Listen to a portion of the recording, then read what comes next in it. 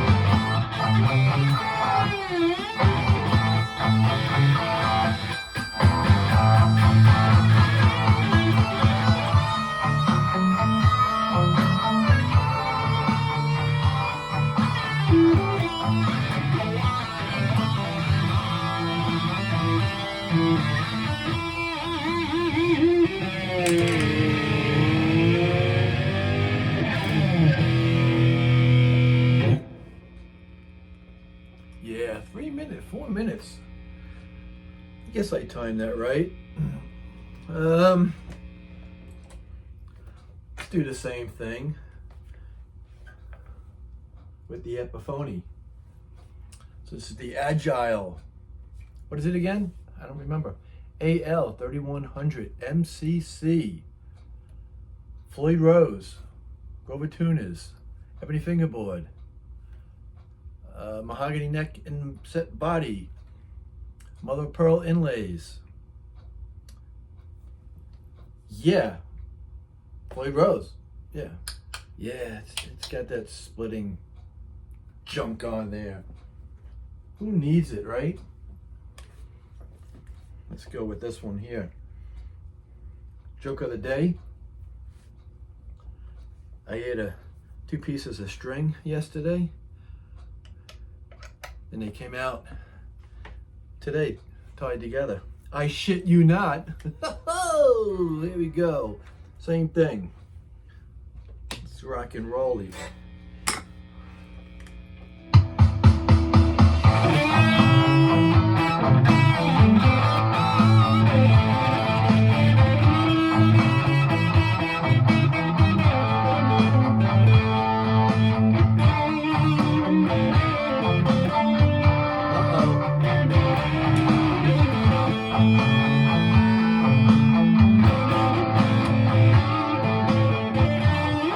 What's going on?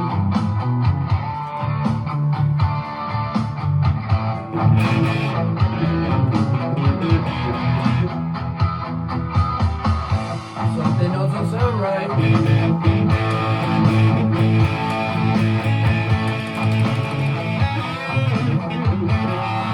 Hear it?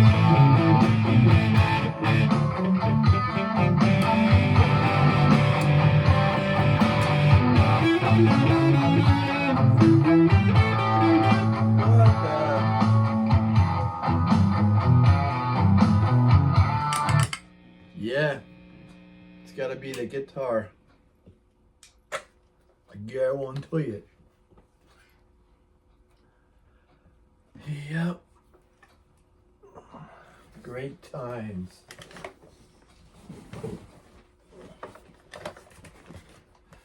Felix the cat, the wonderful, wonderful cat. Whenever he gets in and makes, he reaches into his bag of tricks. Anyone remember that show? So, yeah, it looks like I'm going to have to spray the toggle switch. Very disappointing. Shouldn't have to. This is some bull crap, man. Let's have at it. Shake, shake, shake.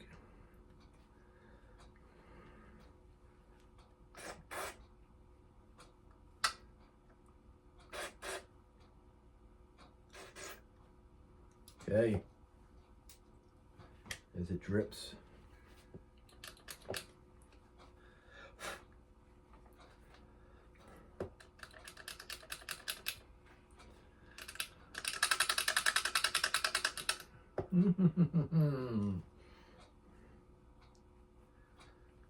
Gotta make sure it looks pretty.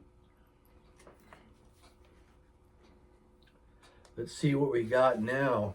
Oh, what did I use? I'll show you what I used. I used this stuff.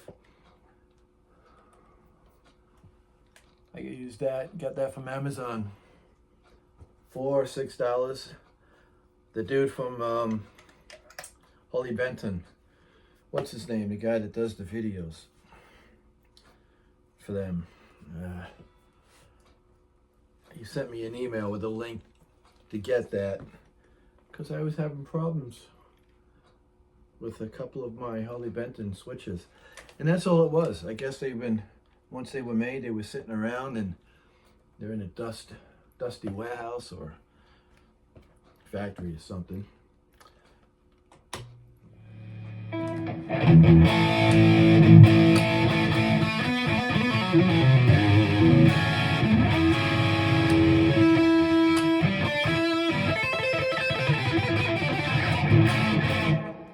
All right, part 2. Start from the beginning.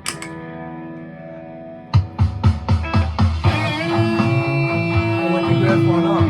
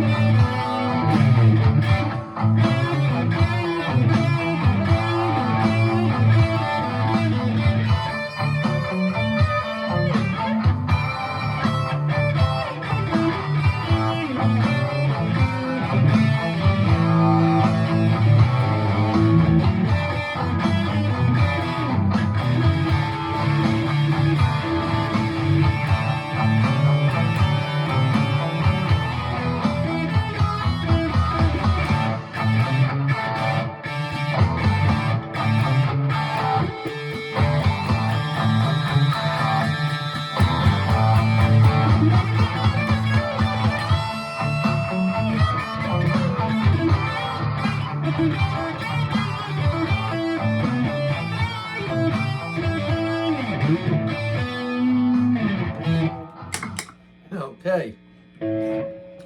So if I'm speaking a little funny, it's because I just came from the dentist. Yeah. Had to replace a crown. Fun, right? Just dropping $1,000.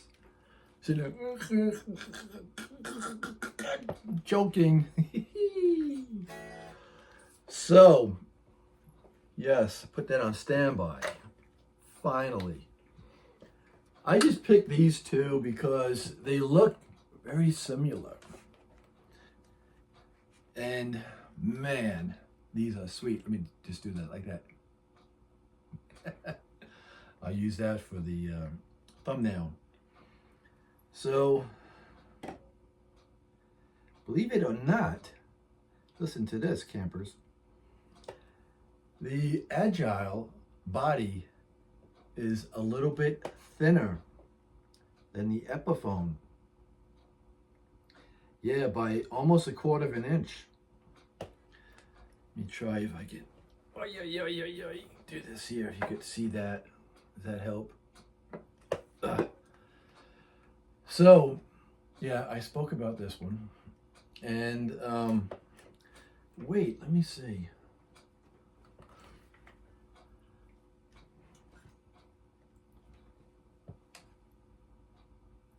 You know, they feel about the same. This has a tiger maple cap on here. You could see it, that line right there. That's the cap. And the border has pinstriping going around it. Right, the headstock, the binding on the neck. And you would think that with the routing, it might be, or should be, a little bit lighter, plus it's thinner. But the Epiphone, as far as I know the new ones have veneers. This may be an actual cap. I don't know. I found out from Cal B in Canada, he's Canadian, that this is an actual 05 made in South Korea. Woo! South Korea. So the binding around it is a lot thicker than the Agile, but you don't see any wood coming through. like you would. And this has a flamed maple top on here. And this one doesn't have the coil. That's got the coil splitting. And this has, they both have nice thin necks. This one, this Agile is thin all the way down. This 05 South Korean Epiphone fills in your hand right about here, but it's not fat and it's not chunky. And this, they both have real deal Grover tuners. I had to restring this when I got it because they were like, I felt like 56 gauge strings on here. This low E string looked like a small bass string, and it was the way it was wound and just trying to bend it. I was like, wow, you know. And I use hand grippers every day to maintain my grip. So when I restrung this one here, I put graphite. I have a tube of graphite, and I put sewing machine oil, Singer sewing machine oil. I'm thinking I should have put the sewing machine oil first, so when I put the graphite in there, it would hold it. The oil would hold the graphite because the graphite's like a powder. But you can see it's black in the spots where the strings are. And I tune this up and I stretch the strings just a couple of times, and it stays right in tune. You know, I picked it off the wall and hit it on a tuner, and I was like, wow, you know, nice. Because that's the other reason why I don't like changing strings, because I don't like winding them. And I did do my luthier knot on here, which was a pain in the butt. I really had a hard time with it. And the other, whoever had it, was winding the strings this way, coming down and coming around this way. I was like, what the? And every time when I went to tune it, I'm turning it the wrong way. And I'm like, I need to go up, and I'm tuning it down. And then I realized it. So that was another reason why I had to change the strings. And I figured, you know, while I'm at it, it looked like an older Epiphone. Let me just treat the fingerboard, because it's you know, it seemed to be older than what I thought. So I'm glad that I did. I polished it and oiled it up, wiped down the pickups that were horrendous. They looked terrible. Not in a vintage tarnish kind of way, just in a, you know, like someone spit all over it kind of disgusting kind of way. So yeah, and didn't have to set the neck. The tuning is right on. The nut is perfect, and the intonation is spot on. So, you know, I'm happy with all of it. I just had to set the bridge a little bit, just a little bit lower. They had it where, because I guess because the low E string was so fat, they may have brought the bridge up so that when you go like that, it probably buzzed. You know, that's the only reason why I could think they would do it. The neck is good on it. But I started in the first video on this that I was concerned when I had ordered it, because for some reason, like I had a dream, not a dream, I had like a premonition that the guitar, when I got it, was going to come to me damaged. I just had a fear, for whatever reason, that spray came out through the cap and started dripping down. You could see it. I had a premonition that when I took it out of the box, the headstock was gonna, or the neck was gonna be cracked. I don't know why I was thinking about that. And because I had that happen with a brand new Epiphone that I had purchased, and shipped right to my house from Guitar Center. So I was worried about it. And then, of course, you know, the UPS guy, he's not my normal guy. He dropped it off. This time, you know, at least he didn't leave it outside by the garage. He put it in the foyer. And when I brought it in the house, it had a big cut on the side where the body was, right about here in the box, a big, like it was ripped open. When I put my hand in there, they wrapped this with bubble wrap this way until it was a perfect square and it slid right in the box. So I was impressed with that. So no issues. So again, just to cover yourself, just, and I'm not the kind of guy that does the open box videos.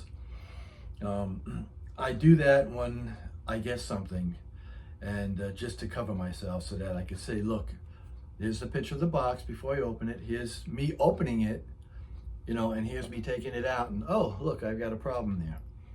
So that's, you know, that's that deal that I had forgot to mention.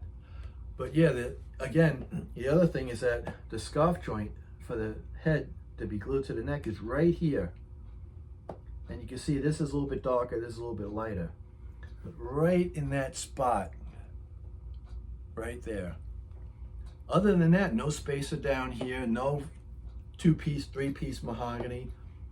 You know, mahogany body, neck, a flame maple top on here. I don't know if it's a veneer or if it's a cap. I guess I could try to look it up now that I know it's an 05. Or at the time when I had the strings off, I could have removed one of the pickups and saw on the inside, you know, if it's a thin veneer or if it's like a 1/4-inch cap. But I didn't do that because I just wanted to get, you know, the process over with, because I have such a hard time. And the Grover tuners are great once they're on, but man, it's just, I have the hardest time winding a string and doing that. And I looked it up again on how to do the luthier knot. Keep on saying nut. And man, I still had a hard time doing it. But I did it, and I've got it where the string is on top and on the bottom. And on this, on the A string, I mean, that's like a sloppy knot right there, but I got it where it's holding on. And then I think it was the G string, I think, because I went to wind it the wrong way, like what was on here, and when I turned it in the right direction, I snapped the end off. So the end is literally right inside the hole, but it's wrapped pretty good, and I haven't had a problem with it. And you could see this has 9s, that has 10s at least, even on a Floyd. And I'm bending the snot out of it so it stays in tune, and I'm not snapping that string out of the tuner. And yeah, so can't go wrong with any one of these if you get them used. And if you're gonna go brand new, you don't go wrong with a Agile brand new guitar, because best case scenario, you're looking at, I probably say $550 to $650 on a brand new one, as opposed to Epiphone asking $7, $8, $12, $14, $16. You know what I mean? So that's that. And I'm still not playing this. I'm not playing what I played yesterday when I first got this, when I started warming up. I'm still, whatever I did that one time is gone. I can't find it. I know it when I hear it, because when I was playing, I was like, wow, where did that come from? Like someone just channeled into me, or I tuned into something, and all of a sudden my mind and, you know, my brain and my hands were just doing what I was hearing in my head, and it was fantastic. But it's gone because I didn't videotape it. You know, my fault. So thanks for watching. Have a good day and a better tomorrow.